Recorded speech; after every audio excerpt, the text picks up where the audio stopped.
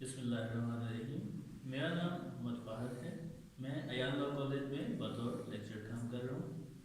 ہمارا topic LLB part 1 میں third paper ہے کانسٹیٹیوشنل لا 1.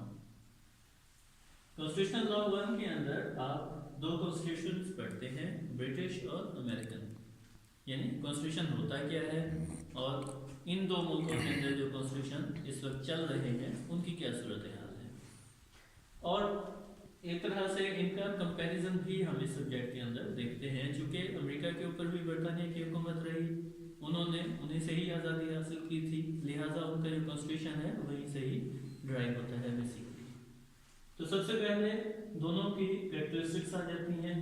یعنی کانسٹیٹیوشن کی کریکٹرسٹکس کیا ہو سکتی ہیں، کس نوعیت کا ہے، اس کا فارم آف گورنمنٹ کیا ہے، اس کی کمپوزیشن کس طرح سے ہے، کون چلا رہا ہے، کس کے اختیارات کتنے ہیں، کس کے حقوق کتنے ہیں، کس کی ذمہ داریاں کتنی ہیں، کس کو اپوائنٹ کیسے کیا جا سکتا ہے، کس کو ٹرمینیٹ کیسے کیا جا سکتا ہے. یہ سارا کچھ آپ کا کانسٹیٹیوشن کے اندر لکھا ہوتا ہے.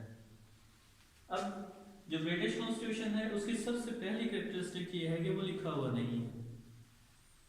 یعنی انہوں نے اپنا جو کانسٹیٹیوشن ہے وہ کسٹمز کے اوپر زیادہ بیس کیا ہوا ہے. چونکہ وہ روایت پسند قوم ہے، وہ روایات کو کبھی نہیں چھوڑتے، لہٰذا انہوں نے اپنا جو آئین ہے وہ بھی اسی طرح سے رکھا ہوا ہے کہ جو چیزیں ان کے پاس کانسٹیٹیوشن میں موجود ہیں، یعنی جو ٹریڈیشنلی چلی آ رہی ہیں وہی ان کا لا بن گیا ہے.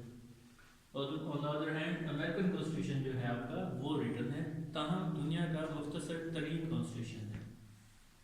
صرف جو بیسک ان کی وہ ضروریات کی چیزیں تھیں وہ انہوں نے تحریر کر لی، اس کے بعد انہوں نے اپنے تمام اسٹیٹس کو اٹانومس کیا ہوا ہے.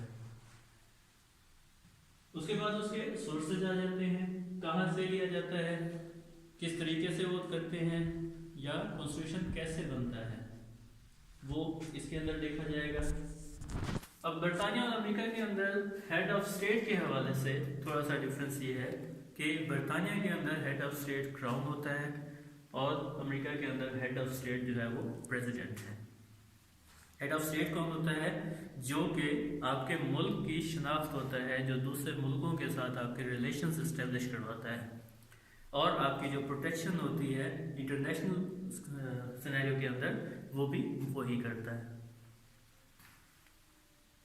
برطانیہ کے اندر جو لیجسلیچر ہے اس کو پارلیمنٹ کہا جاتا ہے. پارلیمنٹ دو ہاؤسز پر مشتمل ہے، ساتھ ہی ہیڈ آف اسٹیٹ اس کا ایک پارٹ ہے. لوئر ہاؤس اور اپر ہاؤس دو ہاؤسز ہیں. امریکہ میں بھی ایسے ہی ہے، ان کی البتہ نام وہاں پہ اسے کانگریس کا دیا گیا. دو ہاؤسز پر وہ بھی مشتمل ہے اور تیسرا حصہ اس کا پریزیڈنٹ ہے. برطانیہ کے اندر جو پارلیمنٹ ہے اس میں لوئر ہاؤس کو ہاؤس آف کامنز کہا جاتا ہے اور اپر ہاؤس کو ہاؤس آف لارڈز کہا جاتا ہے. چونکہ بل آف رائٹس پاس ہونے سے پہلے وہاں پر بادشاہت تھی جو ابھی بھی قائم ہے، تو اس بادشاہ کے ساتھ نواب اور مختلف قسم کے لوگ کام کیا کرتے تھے جنہیں لارڈز کہا جاتا تھا. ان پہ مشتمل ایک علیحدہ سے ہاؤس انہوں نے بنا دیا. اور امریکہ کے اندر یہ ہے کہ جو لوئر ہاؤس ہے اس کو کانگریس کہتے ہیں، اپر ہاؤس کو سینٹ کہا جاتا ہے وہاں پہ، اور ہیڈ آف اسٹیٹ اس کا پریزیڈنٹ ہی ہے. پھر ہیڈ آف گورنمنٹ آ جاتا ہے. ہیڈ آف گورنمنٹ برطانیہ کے اندر پرائم منسٹر ہے، کراؤن نہیں ہے. لیکن امریکہ کے اندر ہیڈ آف گورنمنٹ جو ہے وہ بھی پریزیڈنٹ ہی ہے وہاں پہ. تاہم وہاں پہ اس کانسٹیٹیوشن کے اندر دو اور پوزیشنز بھی بہت زیادہ ڈسکس ہوتی ہیں یا امپورٹنٹ ہیں، وہ وائس پریزیڈنٹ اور اسپیکر ہے. پھر لیجسلیشن کا پروسیس ہے، یعنی یہ تمام ادارے مل جل کے لیجسلیشن کس طریقے سے کرتے ہیں، کیا اس کا طریقہ ہے. اس کے اندر امینڈمنٹ کا طریقہ بھی اسی کے اندر ہی بیان کیا گیا ہے. اور جو امپیچمنٹ ہے پرائم منسٹر کی یا پریزیڈنٹ کی، وہ بھی آپ کی لیجسلیچر ہی کرتی ہے.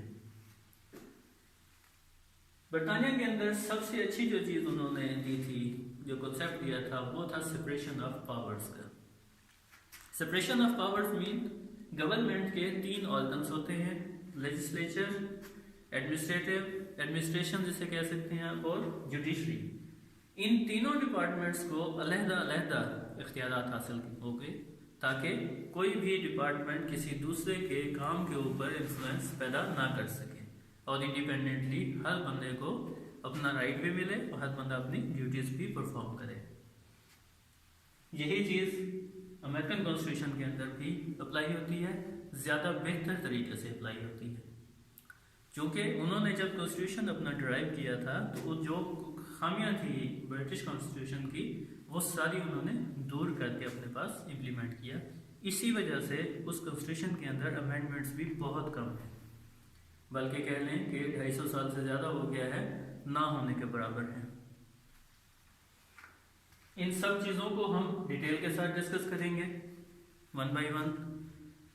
तमाम उन डिटेल्स के लिए आप हमारा जो चैनल है यूट्यूब के ऊपर अयान लॉ कॉलेज उसको सब्सक्राइब करें और हमारी वेबसाइट www.alcmultan.com ये भी पीरियडिकली विजिट करें ताकि आपको अपडेट्स मिलती रहें।